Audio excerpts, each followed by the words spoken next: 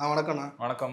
நான் உலகத்திலே பார்த்தீங்கன்னா, எலக்ட்ரானிக் பொருட்கள் வந்து சைனா, நார்த் கொரியா, மொபைல் எல்லாமே வந்து அங்க தான் அதிகமா தயாரிக்கப்படுது ம். அப்படின்னு சொல்றாங்க. ஆனா, இப்போ வந்து ஒரு நியூஸ் ஒண்ணு வந்திருக்கு. இந்தியாவிலேயே அதிகமா வந்து மொபைல்லாம் தயாரிக்கப்படுது. உலக அளவுல துபாய், ஆமா, சிங்கப்பூர், அமெரிக்கா எல்லாத்துக்குமே வந்து இங்கேருந்து தான் போகுது அப்படின்ற ஆமா, ஒரு ஆமா. சின்ன ஒரு தகவல் வந்திருக்கு. அத பத்தி உங்களுக்கு இல்ல என்னண்ணா சின்ன தெரியும்? தகவல் இப்பலாம் இல்ல. அது அது நம்மளுக்கு தெரியல. இந்த தகவல் வந்து பார்த்தீங்கன்னா, உலகத்திலேயே வந்து அதிகமா ஃபோன வந்து எக்ஸ்போர்ட் பண்றது இந்தியா தான்.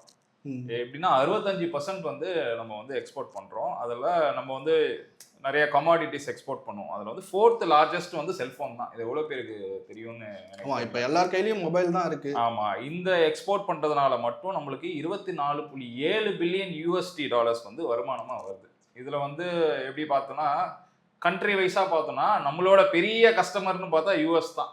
யுஎஸ் கிட்ட இருந்து மட்டும் நம்ம வந்து 17.7 அப்ராக்ஸிமேட்லி பில்லியன் USD டாலர் இது கிட்ட. சித்தப்பா, மாமாலாம் யுஎஸ்ல இருந்தா, மாமா வரும்போது ஐபேட் வாங்கிட்டு வாங்க, ஆமா. மொபைல் வாங்கிட்டு வாங்க அப்படின்னு சொல்லுவோம். ம். ஆனா எல்லாமே இங்கிருந்து தான் போகுது ஆமா. அப்படின்றது இதுல வந்து நம்மளுக்கு நெறைய இதுல அட்வான்டேஜ் இருக்கு. இது எப்படின்னா, ஃபர்ஸ்ட்டு இந்த ஆப்பர்ச்சுனிட்டி வந்து சைனா வச்சிருந்தாங்க. சைனா இப்ப வந்து யுஎஸ் வந்து சைனா மேல டாரிஃப் போட்டதுனால, யுஎஸ் வந்து சைனா கிட்ட இருந்து இத பண்ணி யுஎஸ் கிட்ட வரது காஸ்ட்லியா இருக்கு கம்பேர்ட் டு இந்தியா. நான் சொல்றது புரியுதா?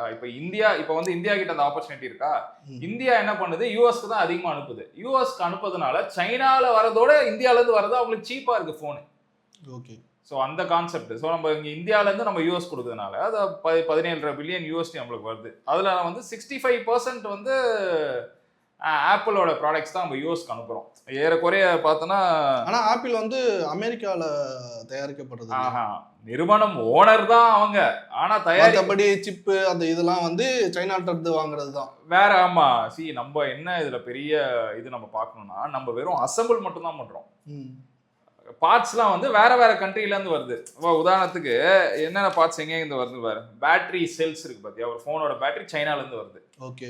கேமரா மாடியூல் இருக்கா? அது சைனால இருந்து வருது. அதுக்கப்புறம் டிஸ்ப்ளே பேனல் சவுத் கொரியால இருந்து வருது. ப்ராசஸர் தாய்வான்ல இருந்து வருது. மெமரி சிப் சவுத் கொரியால இருந்து வருது. நம்ம வேலை என்னன்னு பார்த்தா, இத இது வந்து எல்லாத்தையும் அசெம்பிள் பண்றது மட்டும் தான் நம்ம வேலை. ஓகே. இத அசெம்பிள் பண்ணி நம்ம வந்து ஃபர்ஸ்ட் யுஎஸ்ஆ நம்மளோட பெரிய மார்க்கெட் யுஎஸ்ஆ, 2வது மார்க்கெட் துபாய். இப்ப நம்ம மட்டுமே வந்து 50 நாட்டுக்கு மேல எக்ஸ்போர்ட் பண்ணிட்டு இருக்கோம். துபாய் என்ன பண்றாங்க? நம்ம கிட்ட இருந்து வாங்கி அவங்க வந்து இன்னொரு 50 ஆனா கண்ட்ரிக்கு எனக்கு எக்ஸ்போர்ட் இன்னொரு பண்றாங்க. இன்னொரு டவுட் வருது ம். இதுல. இப்போ வந்து இங்கலாம் வந்து ஃபோனோட ரேட் வந்து அதிகமா இருக்கும் ம். அப்படின்னு சொல்லிட்டு, ஆனா துபாய்ல இருந்து வாங்குனா கொஞ்சம் ஆமா. சீப்பா இருக்கும். ஆனா இங்கிருந்து தானே தயாரிச்சு போகுது. இங்கேருந்து என்னதான் அதுதான் நல்ல கேள்வி நீங்க கேட்டது. என்னதான் இங்கேருந்து அங்க போனாலும் நம்ம அதிக ரூபா குடுத்து தான் வாங்கணும். அவங்களுக்கு தான் அது சீப். ஏன்னா அவங்க ம். கம்பெனி புரொடக்ஷன் நம்மளுக்கு குடுக்குறாங்க. நம்ம எப்படி வருமானம் பார்க்குறோம்? நாட்டுக்கு வருமானம் வருது. ஆனா நம்ம தனிப்பட்ட முறையில நம்மளுக்கு கம்மியா கிடைக்குமானா, அவ்வளோ கம்மியா கிடைக்காது. ஆனா ஃபர்ஸ்ட் வாங்கினதோட நம்மளுக்கு இப்போ கம்மியா கிடைச்சிட்டு இருக்கு. உதாரணத்துக்கு நம்ம ஓகே. ஒரு 1,20,000 ஒரு ஃபோன் வாங்குறோம்னா, அது இப்போ ஒரு 1,10 1,05,000 வாங்கிட்டு இருக்கோம். குறைஞ்ச ரொம்ப கம்மி பெர்சன்டேஜ்ல தான் நம்மளுக்கு கம்மியா இருக்கு. ஆனா அவங்களுக்கு அது இன்னும் கம்மி. ஸோ அதனால தான் அவங்க சொன்னாங்க துபாயிலேருந்து வாங்கினா சீப்பு. நீங்க சொன்னது கரெக்ட் தான். ஆல்மோஸ்ட் எந்த கண்ட்ரிலேருந்து வாங்கினாலும் சீப்பு தான். நம்ம ஊர் மட்டும் அதிகமா தான் இன்னும் வித்துட்டு இருக்காங்க. ஆனா இது நீங்க நம்ம என்னதான் ஒரு கன்சியூமர் பாயிண்ட் ஆஃப் வியூல இருந்து பார்த்தாலும், நாட்டுக்கு வருமானம்ங்கிறது நம்ம இந்த புரொடக்ஷன்னால வருது. உதாரணத்துக்கு 2020ல ஒரு ஸ்கீம் கொண்டு வராங்க. நம்ம Indian government. Production linked incentive ஸ்கீம்னு ஒண்ணு கொண்டு வராங்க. இந்த ஸ்கீம் எப்படின்னு பார்த்தீங்கன்னா, இப்போ உதாரணத்துக்கு இப்போ 2026 ஒரு எக்ஸாம்பிளுக்கு சொல்றேன். 1000 கோடி இந்த எக்ஸ்போர்ட் நிறுவனம்லாம் இருக்குல்ல, இந்த கம்பெனிலாம் இங்க மேனுஃபேக்சரிங் பண்றாங்கல்ல, இந்த கம்பெனிலாம் வந்து 1000 கோடி பண்ணுது. வருஷம் வருஷம் எவ்வளோ அடிஷ்னலா நீங்க வந்து விக்கிறீங்களோ, அந்த அடிஷ்னல் அமௌண்ட் ஃபார் எக்ஸாம்பிள் 2026ல 1000 கோடி, 2027ல 1500 கோடின்னு வச்சுப்போம். ஓகே. அந்த 500 கோடி அடிஷ்னல் சேல்ஸ் இருக்குல்ல, ஆமா. அதுல வந்து 5ல இருந்து 6% உங்களுக்கு இன்சென்டிவா குடுத்துறேன் அப்படின்னு சொல்லியிருக்காங்க. இது சொன்ன அதாவது உடனே கவர்மெண்ட்டுக்கு. நம்ம கவர்ன்மெண்ட் குடுக்கும் அந்த கம்பெனிக்கு. ஓ! நீ அடிஷனலா நீ எக்ஸ்போர்ட் பண்ண உனக்கு 5ல இருந்து 6% இன்சென்டிவா குடுக்கறதுனோனே இவங்களுக்கு அது ஒரு பூஸ்ட். சோ நம்ம நம்ம வெறும் ஆப்பிள் மட்டும் நம்மது இல்ல. ஃபாக்ஸ்கான் அதோட பிரான்ச்சஸ் நிறைய இருக்கு. அது போல ஒரு சில சாம்சங் போன்ஸ் நம்ம வந்து மேனுஃபேக்சர் பண்றோம். இன்ஃபேக்ட் நிறைய கம்பெனி இருக்கு. நம்மளுக்கு தான் தெரியல. இந்த கம்பெனி எல்லாமே இந்தியாவுக்கு வந்துட்டாங்க இப்போ. மேனுஃபேக்சரிங் வந்து வேற வேற இடத்துல ஒரு ஒரு பார்ட் பண்ணாலும் அசெம்பிள் ஆகுறது இங்க தான். நம்மளுக்கு இன்னொரு அட்வான்டேஜ் என்னன்னா, இப்போ எங்கெங்கேருந்தோ ஏதோ பார்ட்ஸ் வருதா? ஆமா. ஆனா ஃபினிஷ்டு கூட்ஸா இந்தியால தான் நடக்குது. உதாரணத்துக்கு ரூ. 1000 ஒரு ஃபோன் விலைன்னு வச்சுக்கோங்க. நம்ம கூட வந்து 15ல இருந்து 20% தான் போடுறோம். அது அந்த அந்த ப்ராடக்ட்டுக்கு. ஆனா அவங்க என்னடா இருந்தாலும் வேற வேற பார்ட்ஸ் கொடுத்தாலும் அந்த பார்ட்ஸ்லாம் சேர்த்து தானே ஒரு அமௌண்ட். அந்த அந்த டைரக்டா அந்த அமௌண்ட்டை நம்ம பில் பண்ணி அந்த 15 to 20% அடிஷனலா நம்ம அதுல வாங்கிக்கிறோம். அதுவும் அட்வான்டேஜ்னு சொல்றேன்.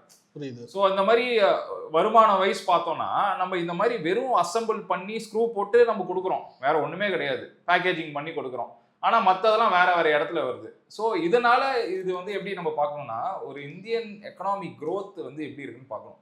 எல்லாம் நினச்சிட்டு இருப்பாங்க ஃபோன்னாலே ஓப்போ, ரியல்மி, ஹூமி, ஐமி அப்படின்னு நிறைய வந்துருச்சு. சரி சைனா தான்ப்பா, சைனா இல்லையா சவுத் கொரியா தான்ப்பா. ஒரு டைம்ல வந்து கொரியன் ஃபோன்னாலே ஹிட்டா இருந்தது. எல்லாருமே என்ன நினைப்பாங்க, நம்மள கன்சிடர் பண்ணவே மாட்டாங்க. ஆனா நம்ம வந்து நம்ம ஃபோன் கம்பெனி ஒன்று வச்சு மேனுஃபேக்சர் பண்ணி அனுப்பிச்சா பரவாயில்ல. ஆனா உலகம் ஃபுல்லா இருக்கிற கம்பெனிங்க நம்ம இந்தியாவில வந்து அசம்பிள் பண்ணி வெளியில அனுப்பிச்சிட்டு இருக்கோம். நம்ம நீ இதுக்கே தெரியும்னா இப்போ இந்தியாவிலேயே மேக் பண்ற இந்தியன் பிராண்டு இந்தியன் கம்பெனிலாம் இருக்குல்ல, அதுல நீங்க யாருமே வந்து அந்த அளவுக்கு ஃபோனை யூஸ் பண்றது இல்லை. இப்போ மோட்டரோலா இருக்கு, லாவா இருக்கு, இதெல்லாம் நீங்க ஆமா சி நம்ம நம்ம ஊர் ஃபோன் அது இருக்கு ஒரு பக்கம். அது நீ பி இந்தியன் பை இந்தியன் அந்த கான்செப்ட்ல வரலாம். இந்த மாதிரி விஷயங்கள்னால ஃபாரின் டைரக்ட் இன்வெஸ்ட்மெண்ட்ஸ் நம்மளுக்கு அதிகமாகுது. நம்மளுக்கு வந்து டாலர்ஸ் டைரக்டா உள்ள வருது இல்ல. ஸோ டாலர்ஸ் டைரக்டா உள்ள வரும்போது என்ன ஆகும், நம்ம எக்கனாமிக் ஸ்டெபிலிட்டி அதிகமாகும், growth அதிகமாகும். அதுதான் நம்மள இங்க வந்து முக்கியமா நம்ம பார்க்க வேண்டிய விஷயம். அதுவும் இல்லாம வெறும் 6 வருஷத்துல நம்ம இதை அச்சீவ் பண்ணியிருக்கோம். சரியா, வெறும் இந்த PLI ஸ்கீம்னால 2020 2026 2020 நம்ம ஆரம்பிக்கும் போது ஜஸ்ட் 0.3 பில்லியன் தான் நம்ம வந்து வருமானம் வந்தது. 6 வருஷத்துல இந்த PLI ஸ்கீம் இவங்க நம்ம கவர்மெண்ட் இன்ட்ரடியூஸ் பண்ணக்கப்புறம் இப்போ எவ்வளோ 0.3 to 27 பில்லியன் எங்க இருக்கு, 88 டைம்ஸ் அதிகமா இருக்கு. நம்ம எட்டி பார்க்க முடியாத அளவுக்கு நம்மளுக்கு வந்து வருமானம் இந்த ஒரு பர்டிகுலர் விஷயத்தினால வருது. பேசிட்டு இருக்கும்போது ஒரு விஷயத்தை விட்டேன். நம்மளோட செகண்ட் லார்ஜஸ்ட் யார் வந்து ரிசீவ் பண்றாங்கன்னா நம்ம எக்ஸ்போர்ட் பண்றோம்னா துபாய்னு சொன்னாங்க. ஆல்மோஸ்ட் 14% வந்து துபாய். ஆனா துபாய் நம்ம கிட்ட வாங்கி அதை அவங்க ரீ எக்ஸ்போர்ட் பண்றாங்க. உதாரணத்துக்கு நம்ம கிட்ட ஒரு அமௌண்ட்டுக்கு வாங்கி அவங்க அந்த போனை அவங்களோட சுத்தி இருக்கிற countries, for example middle east, கரெக்டா சொன்னீங்க, மிடில் ஈஸ்ட், சென்ட்ரல் ஏஷியா, அதுக்கப்புறம் என்ன ஜபேல் அலி போர்ட் அப்படின்னு சொல்லிட்டு அது வெளியே ஆப்பிரிக்காவுக்கு போகுது. அது ஒரு முக்கியமான ஒரு போர்ட். அது இவங்க நம்ம கிட்ட வாங்கி இவங்க அடிஷனலா போட்டு விற்கிறாங்க. ஸோ நம்ம ஒரு பெரிய ஹப்பா கிரியேட் ஆயிருக்கும் அந்த இடத்துல. இந்தியாங்கிறது ஒரு வெரி இம்பார்ட்டன்ட் ஹப். அது ஆப்பிள் பத்தி நான் உங்ககிட்ட முன்னாடியே சொன்னேன். 65% ஆப்பிள் தான். யூஎஸ்ல இருந்து வர வருமானத்துல 65% ஆப்பிள் கிட்ட தான் நம்ம வாங்குறோம்.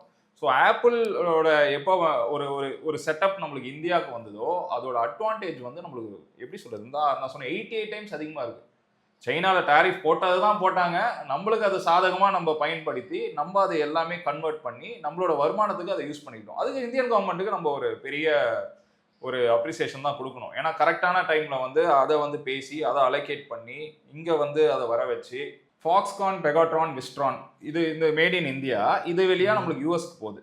So 17.64 billion. நான் அதான் திருப்பி சொல்றேன்.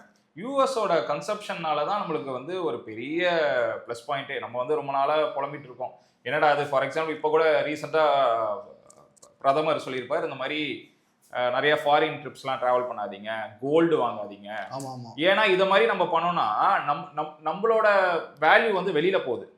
ஸோ நம்மளுக்கு எப்போவுமே ஃபாரின்லேருந்து இன்ஃப்ளோ அவுட்ஃப்ளோம்பாங்க. ஃபாரின்லேருந்து பணம் உள்ள வந்தால் நம்ம வேல்யூ இன்க்ரீஸ் ஆகும். நம்ம இப்போ செலவு பண்ணுறதுனால அவங்க நம்ம கரன்சி அங்கே நம்ம செலவு பண்ணுறோம்ல. ஸோ இதெல்லாம் பாரு, இந்த மாதிரி விஷயங்கள்லாம் நம்மளோட ஸ்டெபிலிட்டியை வந்து இன்க்ரீஸ் பண்ணுது ஃபாரின் டைரக்ட் இன்வெஸ்ட்மெண்ட்னால. வெறும் யூஎஸ் மட்டும் இல்லை, இந்த மாதிரி நம்ம 50+ கண்ட்ரீஸ், இட்டலி, அதுக்கப்புறம் இங்கிலாந்து, ஐ மீன் யுனைடெட் கிங்டம், இந்த மாதிரி வேரியஸ் கண்ட்ரீஸ்க்கு நம்ம அனுப்பிச்சிட்டு இருக்கோம், ஃப்ரான்ஸு அந்த மாதிரி. ஸோ இந்த மாதிரி நம்ம பண்ணுறதுனால என்ன ஆகுது, ஃப்ரான்ஸு இந்த யூரோப்பியன் கண்ட்ரீஸ்லாம் யூரோஸ் உள்ள வருது. ஸோ அதிக அப்ரிஷியேட்டட் கரன்சிஸ்லாம் டைரக்டா நம்மளுக்கு இந்தியாவுக்குள்ள வர்றதுனால நம்மளுக்கு எக்கனாமிக் ஸ்டெபிலிட்டி, எக்கனாமிக் growth வருது. என்னதான் ஆப்பிள் மாதிரி ஒரு பிராண்டை வந்து நம்ம மேனுஃபேக்சரிங் பண்ணி வெளில அவங்கள்ட்ட கொடுக்கறதுக்கு நம்ம அசம்பிள் பண்ணி வைக்கிறோம். நம்மளே வந்து ஒரு பிராண்டை ஒன்று உருவாக்கி நம்மளே வந்து வெளியில போயிட்டு வித்தா நமக்கு அது growth தானே. ஆமா, இல்ல அது உண்மைதான். சி நம்ம ஒரு பிராண்டை கிரியேட் பண்ணலாம். என்னதான் இருந்தாலும் நீங்க சொல்ற மாதிரி எவ்வளவோ ஃபாரின் பிராண்ட்ஸ்லாம் இருக்கு. நம்ம ஃபியூச்சர்ல நிறைய என்னென்னமோ ட்ரை பண்ணிட்டு தான் இருக்கோம். இன்ஃபேக்ட் நம்மளுக்கு தெரியாத எவ்வளோ எலக்ட்ரானிக்ஸ் நம்ம வந்து வெளில சேல் பண்ணிட்டு தான் இருக்கோம். லைக் மேட் இன் இந்தியாவை வெளிநாட்டில் எவ்வளோ விஷயங்கள் நம்ம வந்து வித்துட்டு தான் இருக்கோம். உதாரணத்துக்கு பார்த்தா நம்ம வந்து அக்ரிகல்ச்சர் இம்போர்ட்ஸ், நம்ம விவசாயம் இதெல்லாம் இருக்கு பாத்தீங்களா, உதாரணத்துக்கு சொல்றேன். அதெல்லாம் வந்து அந்த மாதிரிலாம் நம்ம நிறைய எக்ஸ்போர்ட் பண்ணிட்டு இருக்கோம். இந்த உதாரணத்துக்கு அரிசி, பருப்பு, வேரியஸ் வெஜிடபிள்ஸ். இன்ஃபேக்ட் திருப்பூர்ல இருந்து கோடிக்கணக்கில் நம்ம வந்து யூஎஸ்க்கு அனுப்பிச்சிட்டு இருக்கோம்.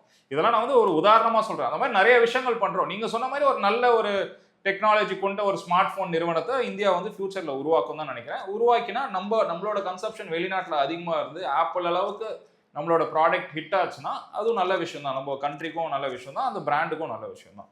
ஓகேண்ணா, தேங்க்ஸ்ண்ணா.